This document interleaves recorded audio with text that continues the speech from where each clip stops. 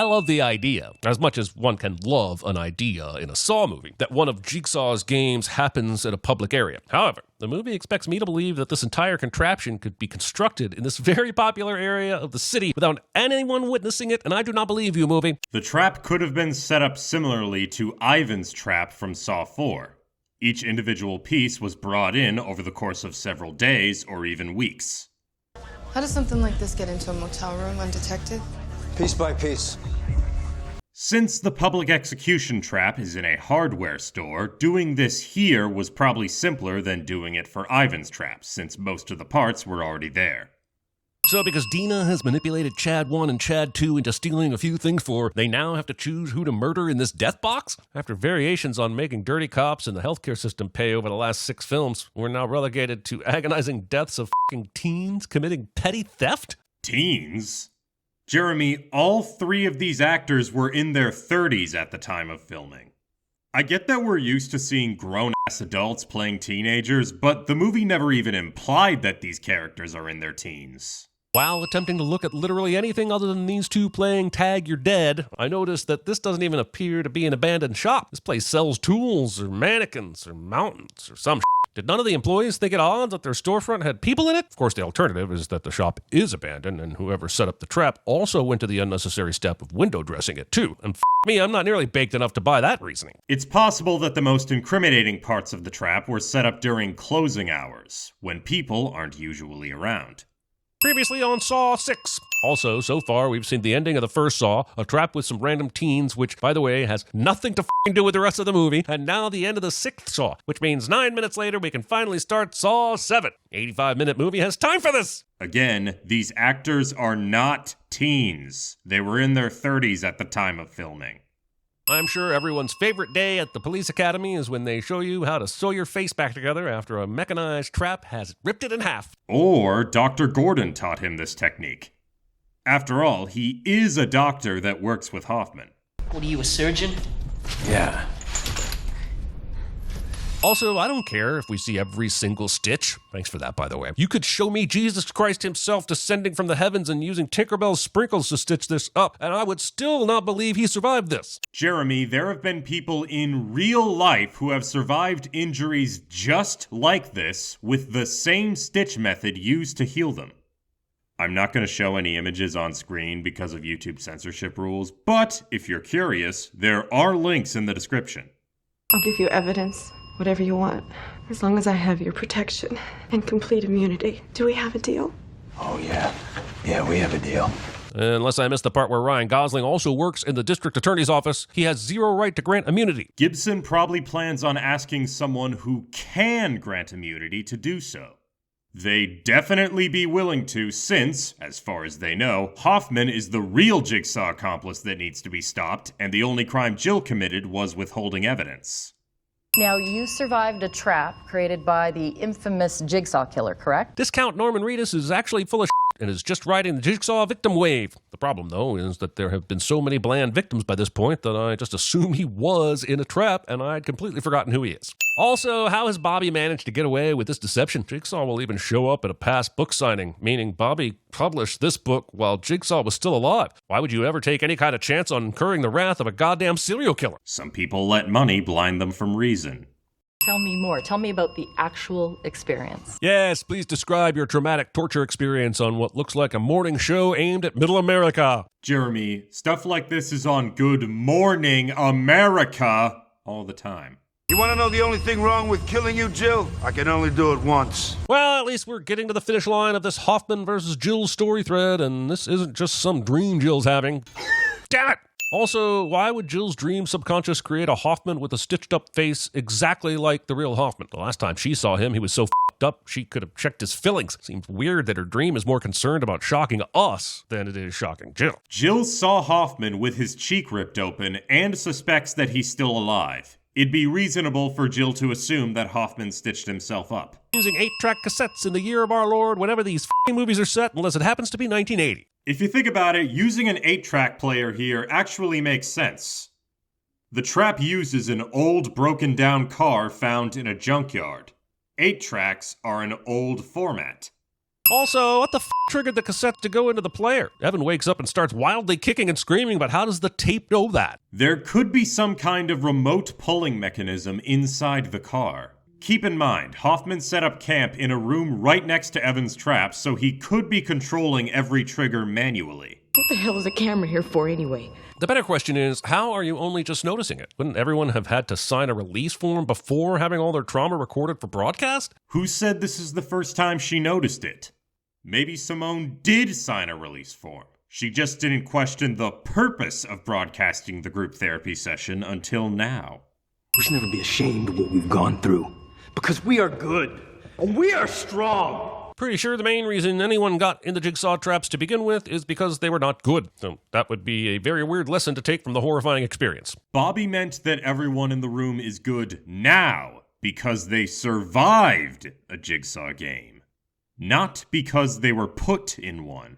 We'll find out that his wife has no idea Bobby is lying, but how hasn't she figured out these scars are fake? I'm guessing they've touched each other's naked parts at some point, and Bobby doesn't strike me as the kind of guy that would actually scar himself for this long con. Maybe they're just really good fakes. Also, who's to say Bobby wouldn't scar himself? He doesn't seem to hesitate that much when he has to go through a Jigsaw game for realsies. Joyce, sidebar for a second. Sure, I'll be in the car. Joyce? And whoever's abducting Bobby sure is lucky that Center Parting here asked him to stay behind, allowing them to kidnap him and Joyce one at a time. Or have they been waiting all this time for an opportunity like this? Also, there's being stealthy, and then there's appearing out of thin air between shots thanks to the editors, and I'll let you guess which one I think is happening here. If you look closely before the pig head appears, you can see him moving towards the foreground.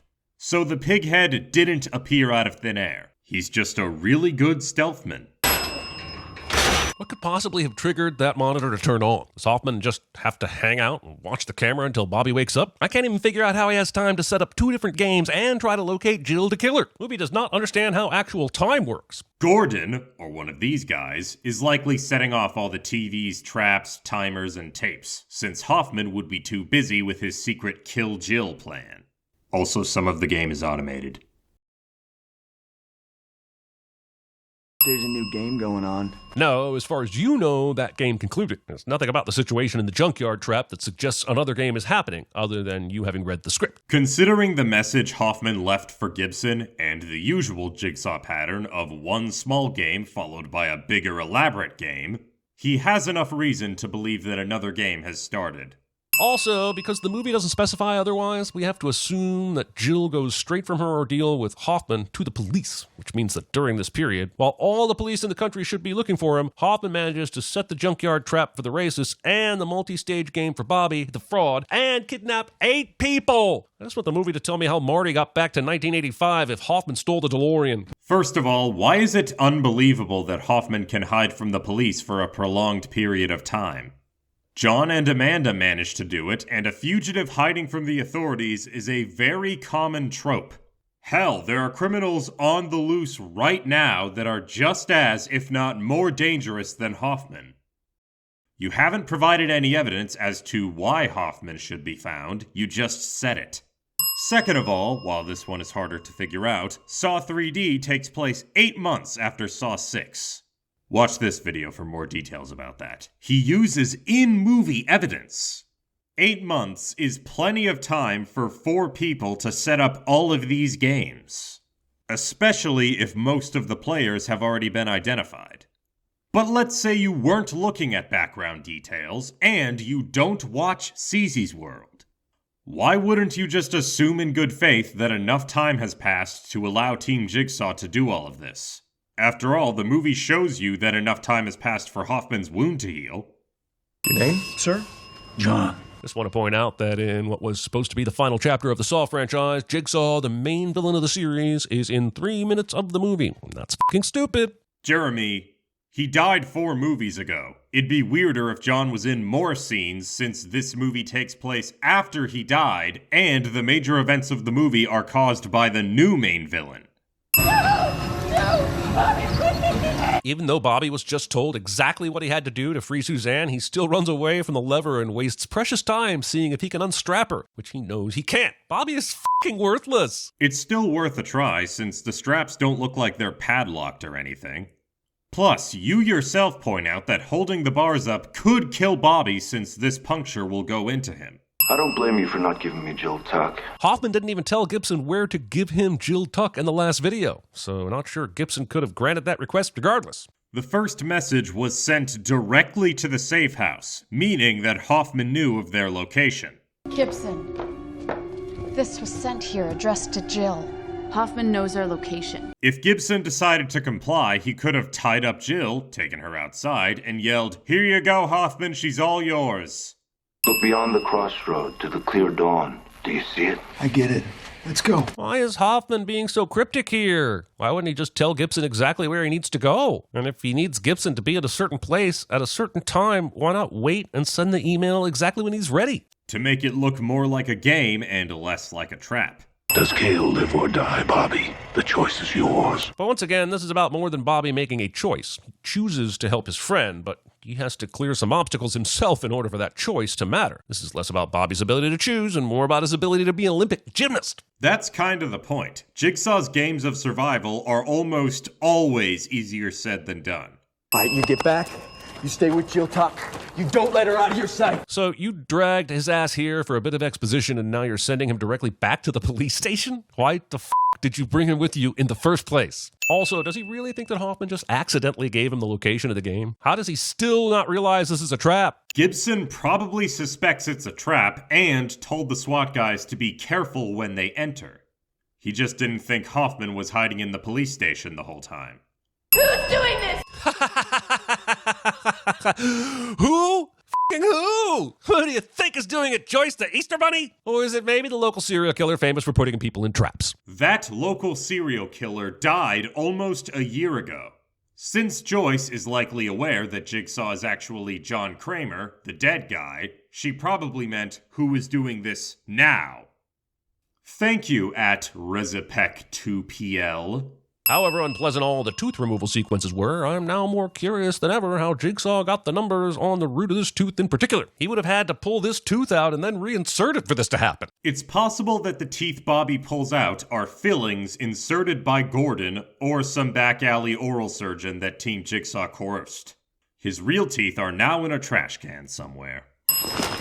Okay, reveal time. We're about to find out that the Junkyard Racist game was set up purely so that Hoffman could sneak into a body bag and be taken to the police station. This means that he had to guarantee that setting off that explosion would make everyone leave and that the coroner's assistant wouldn't take the bodies with him at the same time. He also had to have enough time to take the racist's body out, weekend at Bernie's him, and then hide in the body bag and hope that he's taken back to the police station before Gibson figures out the clues in the email video. Also, why did he have to wait for someone to unzip him? What if Gibson figured out that Hoffman was in the body bag before the coroner got to him? There's no way Hoffman could have timed this to the very minute like we're seeing. Also, the final chapter. If he's been in this bag since the first explosion, who's been initiating all the f***ing TVs, timers, tapes, and traps? To be clear, I agree that Hoffman's body bag plan is absolute utter bullshit. But, as mentioned earlier, Gordon, or one of these guys, could have been initiating the timers, TVs, tapes, and traps. Also, some of the game is automated.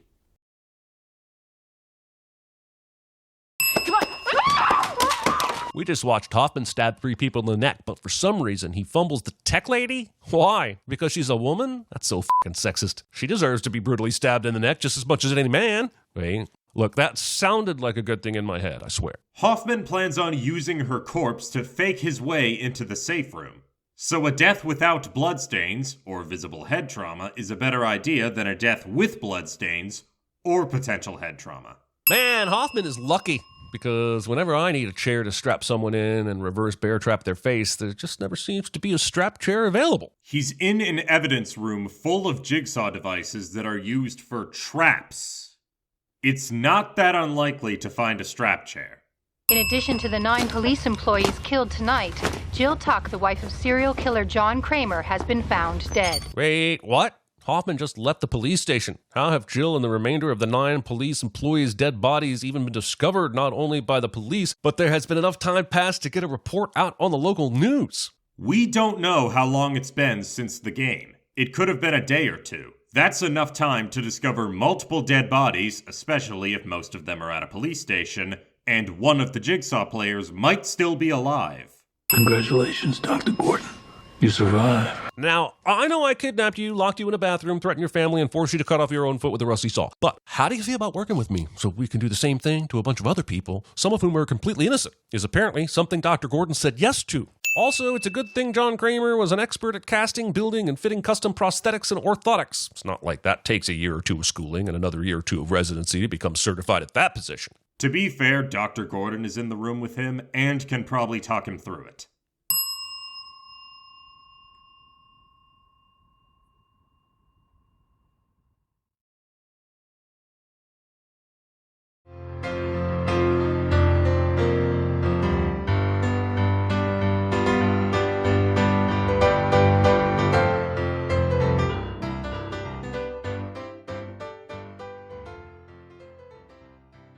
I regret to inform my viewers that I won't be able to do the CinemaSins videos on Spiral, Jigsaw, or Saw 10 before the end of the year. Christmas videos gotta get done. I'm hoping to catch up with the CinemaSins saga sometime next year. I also have 2 icebergs in development, so that's exciting, unless something happens preventing them from being made. Anyway, thank you all for watching, and bye.